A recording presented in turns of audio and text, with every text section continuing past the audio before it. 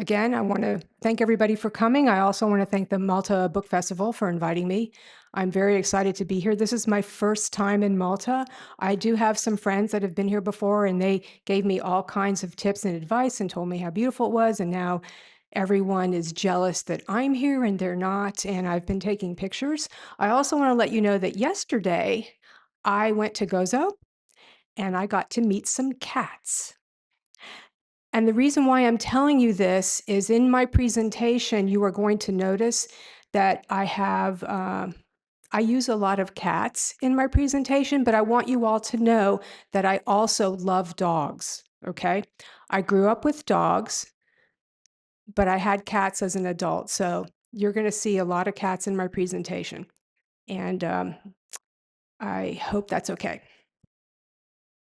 Hi. For those of you that don't know, my name is Ann VanderMeer. I'm an editor, an anthologist, and also a writer.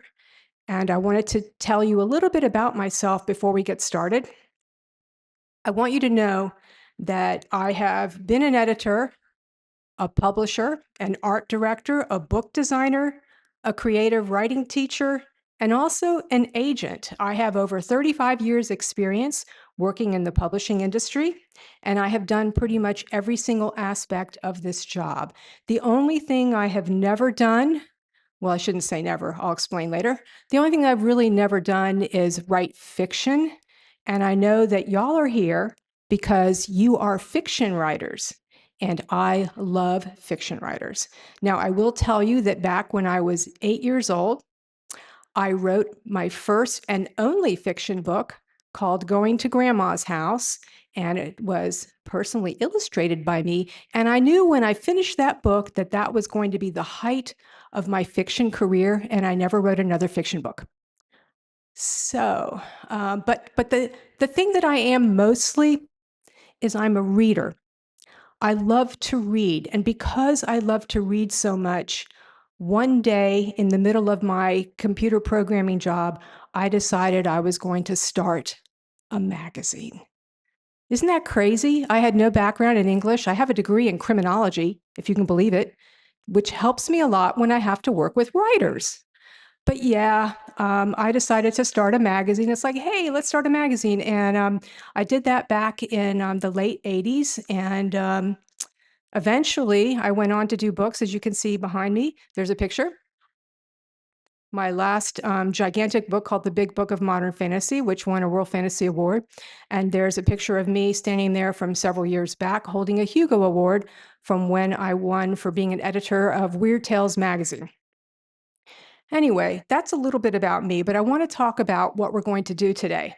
What I'm going to do is tell you what an editor does. And I'm also going to tell you a little bit about how they work and how they work with other people in the industry, not just with writers, but also with other people in the publishing industry. I want to talk about how an editor picks fiction because I know that that's something that you're going to be interested in. How does an editor know what story to choose, what novel to choose? And then what happens after you sell something? You know, what is the life cycle of the story or the novel after it's been bought? And then we're going to talk about editing your own work. I do have an extensive set of exercises that we're going to do at the end. And trust me, they might seem like they're crazy and wild, but they're going to be fun. I promise you. Okay, so let's go to the next slide. Okay, what does an editor do? The editor basically has two main jobs.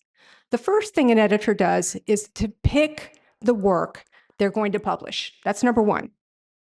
The second thing they do is once they've picked it, once they've selected it, then they work with the writer to get it ready for publication. Now, sometimes you'll have different editors doing different jobs. You might have an acquiring editor that actually acquires the manuscript from you. And then you're going to have maybe other editors that actually work on the process of getting it ready for publication. But there's always going to be a dialogue back and forth between the editor and the writer, regardless of what that is. So I'm going to be talking about both of these different things, but I'm going to start off with working with writers. So let's go to the next slide. I told you there would be cats.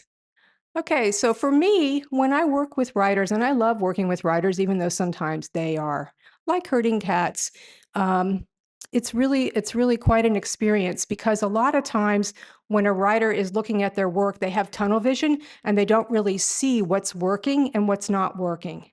But an editor can have that objective view and they can help the writer see their work in different ways.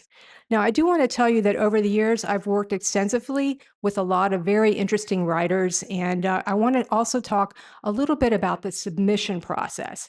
So, question right here: how many people here have submitted their work for publication? Raising hands.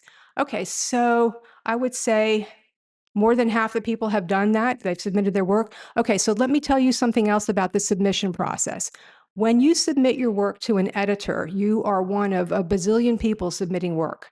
Okay, so when an editor does not take your work, that does not necessarily mean that something wrong with your story or your novel. It might not fit what they're doing. They might have an overstock and they just can't buy everything. So I don't want you to think that just because you got rejected means that you give up with the writing. So let me tell you a story. There was a writer back in the day when I was doing my magnificent magazine, and he sent me a story. It seemed like he sent me a story at least once a month. And this was back before email days. So he would mail it to me. He would mail me the manuscript in the mail. I would read his story and I would actually mail him back a rejection letter. Okay. And my rejection letters weren't very long, but they kind of just got to the point. At a certain point, they got shorter and shorter when you had too many submissions coming in. But one day, after probably, I want to say maybe 2 years of this gentleman sending me stories, I actually bought a story from him. Okay. So he was sent me a bunch of stories, and eventually one of them hit with me perfectly. And after that happened, he told me a story. He said, "You know what?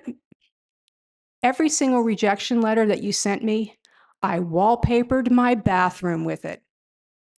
And he sent me a photograph. And I don't think he ever would have shared that with me if he hadn't actually finally sold a story to me. So the reason why I'm telling you this is that you don't give up and you don't give up the same editor, okay? Because if an editor says this story's not working for me or whatever, but please try me again, please send me something else, they're not kidding. If they say that, they're not just trying to be polite. We don't have time to be polite. We have a stack of manuscripts to read. So if an editor says to you, please try me again, please send me something else, do it. I have far too many writers that I have asked them to send me something else and they disappear into the ether. But then I have other writers that will send me a story as a last resort. I have one writer, he sent me a story that had been rejected 59 times. Can you imagine that? 59 times. And he sent it to me. I fell in love with it. I published it. It was called The Circus Hand's Desertion by Daniel Perlman. That's the name of the writer. And it won all kinds of awards. So you never know. You never know. As a matter of fact, I'm sure you've heard this story. Everyone knows who Stephen King is, right? Okay, so his first novel, Carrie, was rejected everywhere. And he gave up. And his wife, Tabitha, said no. And she took his manuscript and she sent it out, and it eventually got published. And the rest is history. I also want to tell you about a story that's more personal to me. Jeff Vandermeer, have you all heard of him? I know him very well. Um, one of his earlier novels called Shriek and Afterward was sent to a publisher. The editor that he sent it to did not like it and threw it in the trash can. I am not kidding you. Threw it in the trash can. Another editor at that same publishing company saw it in the trash can, pulled it out of the trash can, and bought it. And then a month after he bought it, he went to a different publisher. So that meant that Jeff's novel, not only was rejected by one editor, bought by another editor, it ended up with a third editor to be edited. So what I'm saying is you never know what's going to happen, and you shouldn't give up. Okay, so let's go to the next slide and talk about how an editor picks a story. So how do you know if your work is any good? Every editor is going to have their own their own biases, their own prejudices, their own likes, their own taste. So the best way for you to determine is to take a look at other works that that editor has published to see if the kind of thing that they like to publish is the kind of thing that you like to write. The one thing that I want to caution you is don't specifically write something for a specific editor unless they're coming out and asking you to write something for an anthology or something like that. But don't say, well, this person likes this kind of story, and even though that's not my thing, I'm going to do it. Be careful about that, because let me tell you something, at least for me, I can tell when a writer is writing from their heart or if they're just trying to chase a trend. So for me, I need to be swept up in the story. I need to be transformed into a new place. I need to be so involved and engrossed with these characters, whether they're nice people or not. I need compelling characters in interesting situations. I need you to show me something new, because believe me, I've seen a lot. Let's go to the next slide. Yes, yes, it's another cat. I told you there'd be cats. Okay, so you take a look at this slide. You're already interested, aren't you? Right? Okay, so what's going on here? We have a green alien baby. We have a rabbit smoking a cigarette, and a beautiful, if I may say so myself, a beautiful cat named Neo. So these are very interesting characters. You want to know more about them. You want to know, how do they get together? Why are they together? What are they planning? And which one is the boss?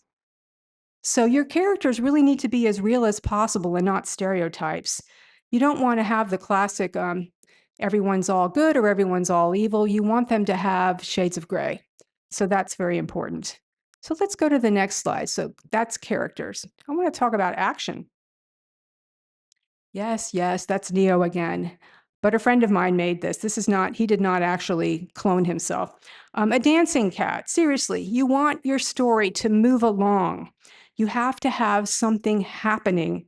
It can't just be a memory inside someone's head and they're just thinking, thinking, thinking. You've got to give them something. We need to see movement. That's why this slide, you see a dancing cat. But it has to be more than just movement and action. You have to know why. Why is the cat dancing? Why? Maybe he's dancing because his family was kidnapped and the villain told him he had to dance to save lives. Okay, that's interesting, right? Or maybe he's trying to distract the villain with his fancy dance steps and something's happening in the background. Or maybe he just likes to dance and this is how he shows his joy.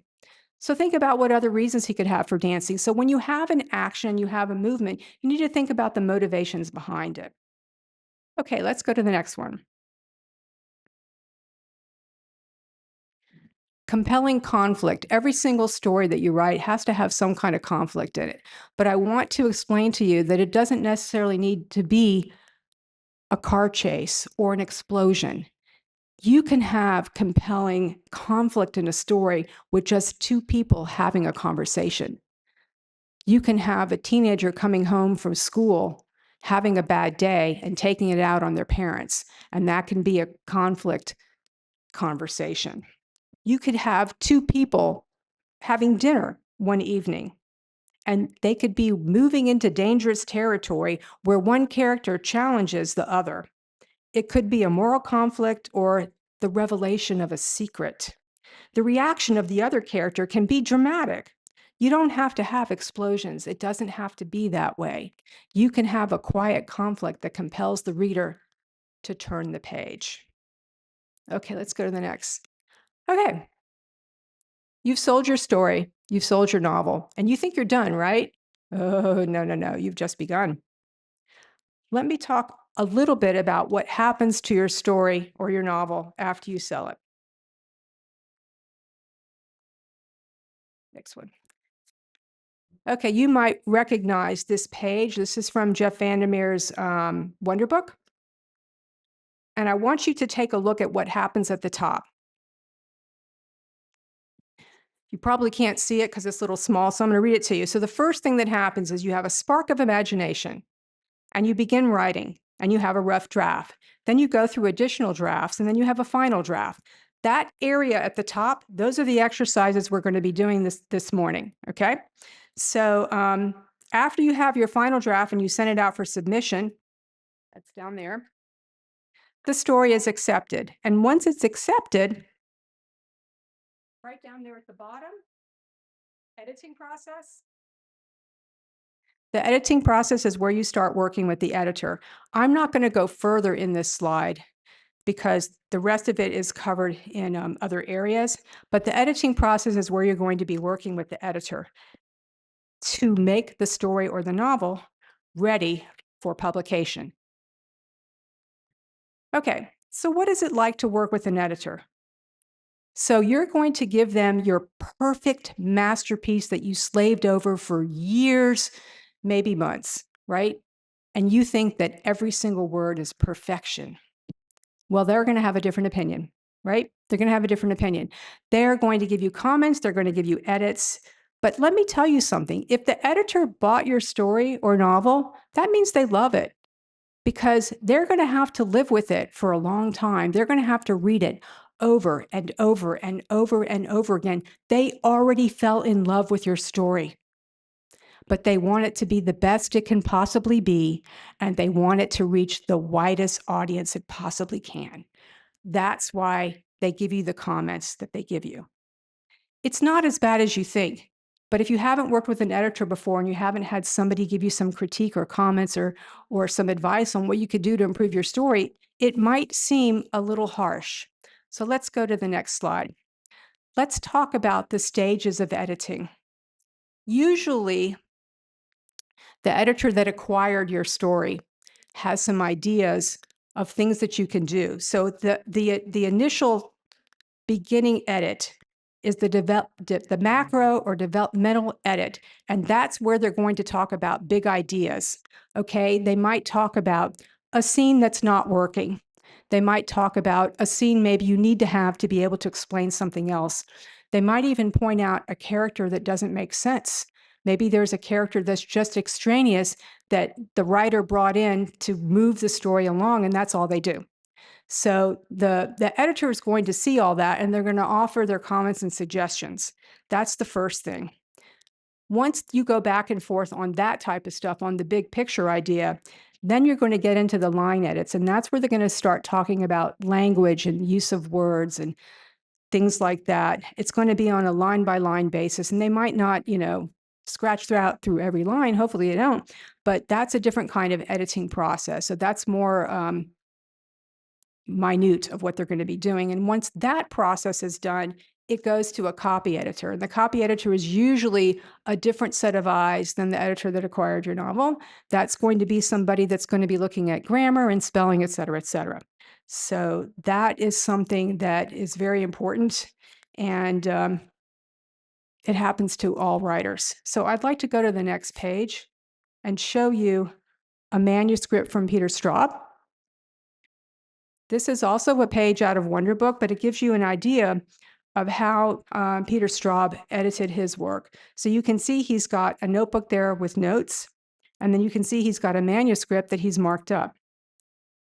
So all writers do it. I don't care how famous they are. The words that they write down on paper the first time are not perfection, even though they might think they are. Okay, so let's go on to the next slide and talk a little bit about the relationship that a writer has with an editor. Okay, sometimes you're going to have disagreements. I need to tell you that early in my career, when I first started editing my magazine, the gentleman that you see up there on the screen, I don't know if you recognize him, but it's someone I know really well. He sent me a god-awful, terrible, terrible story. Terrible story. And I call it the prom story because it was about a girl going to a prom and someone turned into a frog. And I can't even remember all the details. All I know is it was a terrible, terrible, terrible story. And this writer had the audacity to tell me that the only reason why he sent me this terrible, terrible story is he was testing me to see if I was going to buy it from him just because we knew each other. I don't think it was a test. He sent that story out to a lot of other editors afterwards, and guess what? No one bought it. Okay, but I do want to go back to what I said to you before. When an editor buys your story, it's because they believe in it and they believe in you. So if you send your story out and an editor rejects it and tells you why, take those comments with a grain of salt. You need to work with the editor that loves your story, not the editor that rejected it. Now, if you do send your story out and a lot of editors are telling you the same thing, maybe you need to pay attention. But otherwise, you need to take everything with a grain of salt. The other thing that I need to tell you is that at the end of the day, it's your name on the manuscript. It is okay when you're working with an editor to push back. If they give you a comment that doesn't make sense to you, you need to push back on it and you need to tell them why. You also need them to tell you why they want you to make a particular change, okay? The other thing that's very important is the first time you get the edits back from an editor, sit on it at least for a day before you react, because your initial reaction when you look at it is you're going to be upset. I know you're going to be upset and you're going to think that you're a terrible writer and your career is over and da da da. No, take a step back, read through the comments, spend a day thinking about it, maybe set it aside a little bit longer and go back to it. Because I'm telling you, the writer, the editor bought your story because they love it and they're going to have to live with it for a very long time. So let me show you an actual process of what happened with me. Next slide. Oh, you got it. Okay. So this is a story that was written by a Finnish writer who had never written a story in English before.